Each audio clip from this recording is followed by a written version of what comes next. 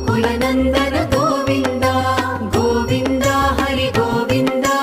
गोकुलनन्दन गोविन्द नित्य निर्मल गोविन्द मिलमेघ श्याम गोविन्द पुराण पुरुष गोविन्द पुण्डरीकाक्ष गोविन्द गोविन्द हरि गोविन्द गोकुलनन्दन गोविन्द गोविन्द हरि गोविन्द गोकुलनन्दन गोविन्द